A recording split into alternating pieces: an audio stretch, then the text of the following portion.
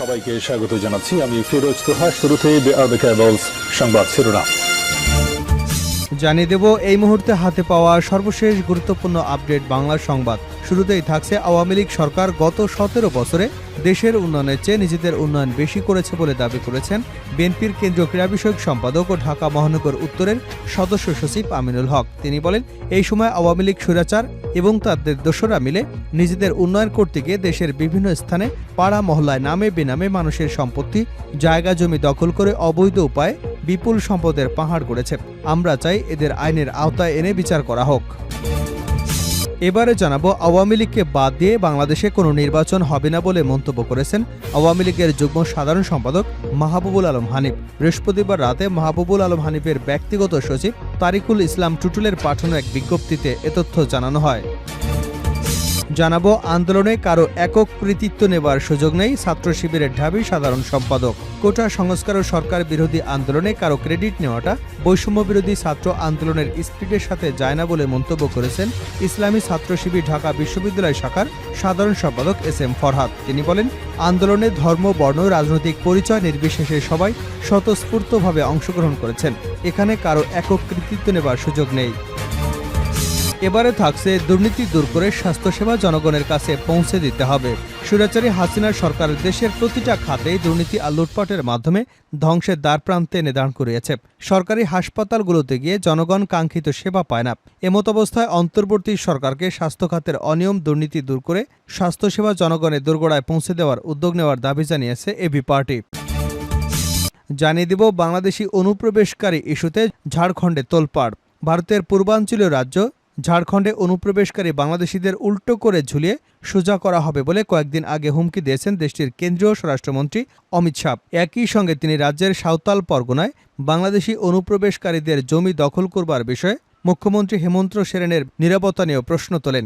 কিন্তু এবার নিরাপত্তা ভেঙে রাজ্যের বিধানসভা নির্বাচনের আগে সেখানকার বিরোধী দল ভারতীয় জনতা পার্টি ও দলটির মদতপুষ্ট RSS এর সদস্যরা ইঁদুরের মতো রাজ্য আক্রমণ করছে বলে মন্তব্য করেছেন হেমন্ত সোরেন। এবং সর্বশেষ জানাবো, ভারতে হিন্দুদের উৎসব চলাকালে শিশুসহ 46 জনের মৃত্যু। ভারতের হিন্দুদের উৎসব চলাকালে শিশুসহ অন্তত 46 জনের মৃত্যু হয়েছে। দেশটির বিহার রাজ্যের হিন্দু ধর্মাবলম্বীদের উৎসব জীবিত পুত্রিকা পালনের সময় বিভিন্ন জায়গায় এ ঘটনা ঘটে। বৃহস্পতিবার ভারতীয় সংবাদ মাধ্যম NDTVর এক প্রতিবেদনে এ তথ্য জানানো হয়েছে। প্রতিবেদনে বলা হয়েছে, জীবিত পুত্রিকা পালনের সময় নদী ও পুকুরে স্নান করতে গিয়ে তাদের মৃত্যু হয়েছে। মারা যাওয়াদের বেশিরভাগই নারী ও শিশু। এতক্ষণ শিরোনাম শুনছিলেন, এবার বিস্তারিত। প্রিয় দর্শক, আপনি যদি এই চ্যানেলে নতুন হয়ে থাকেন, ভিডিওটি দেখতে দেখতে চ্যানেলটি সাবস্ক্রাইব করে আমাদের সঙ্গে থাকুন। আর এই ভিডিও সম্পর্কে আপনি আপনার মূল্যবান মতামতটি কমেন্ট বক্সে জানিয়ে দিন। আর হ্যাঁ প্রিয় দর্শক, জানিয়ে দিন ভিডিওটি কোথা থেকে দেখছেন। দেশের উন্নয়নের চেয়ে নিজেদের উন্নয়ন বেশি করেছে আওয়ামী লীগ, আমিনুল হক। আওয়ামী লীগ সরকার গত 17 বছরে দেশের উন্নয়নের চেয়ে নিজেদের উন্নয়ন বেশি করেছে বলে দাবি করেছেন বিএনপির কেন্দ্রীয় ক্রীড়া বিষয়ক সম্পাদক ও ঢাকা মহানগর উত্তরের সদস্য সচিব আমিনুল হক। তিনি বলেন, এই সময় আওয়ামী স্বৈরাচার সরকার এবং তাদের দোসররা নিজেদের উন্নয়ন করতে গিয়ে দেশের বিভিন্ন স্থানে পাড়া মহল্লায় নামে বেনামে মানুষের সম্পত্তি, জায়গা জমি দখল করে অবৈধ উপায়ে বিপুল সম্পদের পাহাড় গড়েছেন। আমরা চাই এদের আইনের আওতায় এনে বিচার করা হোক। বৃহস্পতিবার দুপুরে রাজধানীর পল্লবীর চলন্তিকার মোড়ে এক স্বেচ্ছায় রক্তদান কর্মসূচির উদ্বোধনী অনুষ্ঠানে প্রধান অতিথির বক্তব্যে তিনি এসব কথা বলেন। দলের বিভিন্ন পর্যায়ে নেতাকর্মীদের উদ্দেশ্যে বিএনপির এই নেতা বলেন, আওয়ামী লীগ তাদের শাসন আমলে যে অপকর্মে লিপ্ত ছিল, এখন থেকে সেসব অপকর্ম আর হবে না। আগামীতে এদেশে আর কোনো চাঁদাবাজি, লুটতরাজ হবে না। দখলদারি করবার কোনো সুযোগ নেই। কোনো ধরনের অপকর্ম, চাঁদাবাজি, দখলদারির সঙ্গে যারাই জড়িত থাকবে, সে যেই হোক, তাদের আইনের আওতায় তুলে দিতে হবে। আমিনুল হক বলেন, আমরা বাংলাদেশে আর কোনো স্বৈর শাসকের আবির্ভাব দেখতে চাই না। আমরা স্বৈরাচার মুক্ত বাংলাদেশ চাই। আমরা চাই দেশে সুস্থধারা রাজনীতির পরিবেশ তৈরি হোক। সাধারণ মানুষের যে প্রত্যাশা, দেশের জনগণের যে প্রত্যাশা, একটা অবাধ সুষ্ঠু নির্বাচনের মাধ্যমে জনগণের সরকার প্রতিষ্ঠা করা। সেই সরকার বাংলাদেশের জনগণের কথা মতো চলবে। তাহলেই আমরা সুখী সমৃদ্ধ বাংলাদেশ গড়তে পারব। তখন আর দেশে অবৈধ দখলদার থাকবে না। আওয়ামী লীগকে বাদ দিয়ে বাংলাদেশে কোনো নির্বাচন হবে না, হানিফ। আওয়ামী লীগকে বাদ দিয়ে বাংলাদেশে কোনো নির্বাচন হবে না বলে মন্তব্য করেছেন আওয়ামী লীগের যুগ্ম সাধারণ সম্পাদক মাহবুবুল আলম হানিফ। বৃহস্পতিবার রাতে মাহবুবুল আলম হানিফের ব্যক্তিগত সচিব মোহাম্মদ তারিকুল ইসলাম টুটুলের পাঠানো এক বিজ্ঞপ্তিতে এ তথ্য জানানো হয়েছে।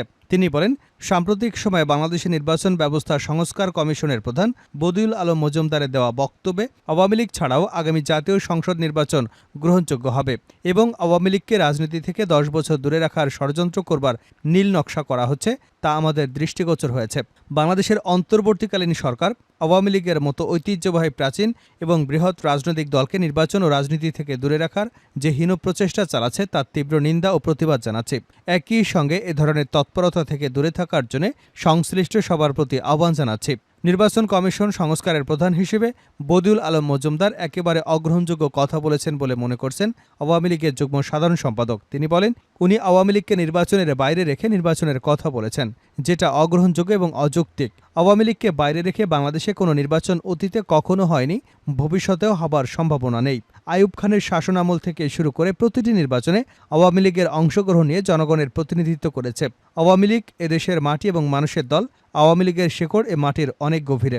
আওয়ামী লীগের নেতাকর্মীরা বর্তমান প্রেক্ষাপটে কিছুটা বিব্রতকর অবস্থায় রয়েছে উল্লেখ করে তিনি বলেন, এটাও মাথায় রাখতে হবে 1975 সালে জাতির পিতাকে সপরিবারে হত্যার মধ্য দিয়ে যখন আওয়ামী লীগকে নিশ্চিহ্ন করবার ষড়যন্ত্র করা হয়েছিল তখনও এরকম একটা ধাক্কা এসেছিল, সেই আওয়ামী লীগ ঘুরে দাঁড়িয়েছিল। অতএব এবারের ঘটনায় এমন ভাবার কোনো কারণ নেই যে এই আওয়ামী লীগ আর ঘুরে দাঁড়াতে পারবে না। আওয়ামী লীগ আবার অতীতের মতো ঘুরে দাঁড়াবে এবং আওয়ামী লীগ সংসদ নির্বাচনে অংশ নেবে। আওয়ামী লীগকে বাদ দিয়ে এই বাংলাদেশে কোনো নির্বাচন হবে না। আন্দোলনে কারো একক কৃতিত্ব নেবার সুযোগ নেই, ছাত্র শিবিরের ঢাবি সাধারণ সম্পাদক। কোটা সংস্কার ও সরকার বিরোধী আন্দোলনে কারো ক্রেডিট নেওয়াটা বৈষম্য বিরোধী ছাত্র আন্দোলনের স্পিরিটের সাথে যায় না বলে মন্তব্য করেছেন ইসলামী ছাত্র শিবির ঢাকা বিশ্ববিদ্যালয় শাখার সাধারণ সম্পাদক এস.এম. ফরহাদ। নিজের রাজনৈতিক পরিচয় প্রকাশের পর প্রথমবারের মতো গণমাধ্যমের সামনে হাজির হয়েছেন তিনি। ফরহাদ বলেন, আন্দোলন, ধর্ম, বর্ণ, রাজনৈতিক পরিচয় নির্বিশেষে সবাই স্বতঃস্ফূর্তভাবে অংশগ্রহণ করেছে। এখানে কারো একক কৃতিত্ব নেবার সুযোগ নেই। বৃহস্পতিবার ঢাকা বিশ্ববিদ্যালয় ছাত্র শিক্ষক কেন্দ্রের সংবাদ সম্মেলনে তিনি আরও বলেন, হত্যার ভয়ে শিবির নেতাকর্মীদের পরিচয় গোপন রাখতে হয়েছিল। ছাত্র শিবিরের নেতারা গুম, ক্রসফায়ার, মিথ্যা মামলা ও রিমান্ডের বিষয়ে প্রশ্ন না তুলে কেন পরিচয় প্রকাশ করেনি, এই প্রশ্ন করা জুলুমের উপর আবারও নতুন করে জুলুম বলে মন্তব্য করেন এস.এম. ফরহাদ। ছাত্র শিবিরের নামে রক কাটার কোনো ডকুমেন্ট পাওয়া যাবে না, বরং ইন্টারনেট খুঁজলে ছাত্রলীগের নাম আসবে বলেও দাবি করেছেন তিনি। ভারতে হিন্দুদের উৎসব চলাকালে শিশুসহ 46 জনের মৃত্যু। ভারতে হিন্দুদের উৎসব চলাকালে শিশুসহ অন্তত 46 জনের মৃত্যু হয়েছে। দেশটির বিহার রাজ্যে হিন্দু ধর্মাবলম্বীদের উৎসব জীবিত পুত্রিকা পালনের সময় বিভিন্ন জায়গায় ঘটনা ঘটে। বৃহস্পতিবার ভারতীয় সংবাদ মাধ্যম এনডিটিভির এক প্রতিবেদনে এ তথ্য জানানো হয়েছে। প্রতিবেদনে বলা হয়েছে, জীবিত পুত্রিকা পালনের সময় নদী, পুকুরে স্নান করতে গিয়ে তাদের মৃত্যু হয়েছে। মারা যাওয়াদের বেশিরভাগই শিশু। বিহারের এক কর্মকর্তা জানান, মারা যাওয়া ব্যক্তিদের মধ্যে 37 শিশু এবং 7 জন নারী রয়েছেন। গত 24 ঘণ্টায় বিভিন্ন এলাকায় পানিতে ডুবে তাদের মৃত্যু হয়েছে। বার্তা সংস্থা এপিকে রাজ্যের দুর্যোগ ব্যবস্থাপনা বিভাগের এক কর্মকর্তা জানান, সাম্প্রতিক বন্যায় নদী ও পুকুরে পানি উপচে পড়েছে। এসব নদী, পুকুরে স্নান করতে গিয়ে 46 জনের মৃত্যু হয়েছে। লোকজনকে নদী এবং পুকুরে বিপজ্জনক স্তরের বিষয়ে সতর্ক করা হলেও তারা স্নানের সময় তা উপেক্ষা করেছেন। জানা গেছে, মঙ্গলবার থেকে রাজ্যের 25 জেলা জুড়ে এসব ঘটনা ঘটেছে। হিন্দু ধর্মাবলম্বী মায়েরা প্রতি বছর সন্তানের মঙ্গল এবং সমৃদ্ধি কামনার জন্য জিতিয়া বা জীবিত পুত্রিকা উৎসব পালন করে থাকেন। আশ্বিন মাসের কৃষ্ণপক্ষের 7ম থেকে 9ম দিনের মধ্যে 3 দিনের এই উৎসব পালিত হয়। এ সময় সন্তানদের জন্য মায়েরা উপবাস করেন, পরে তাদের নিয়ে বিভিন্ন নদী বা পুকুরে স্নান করেন।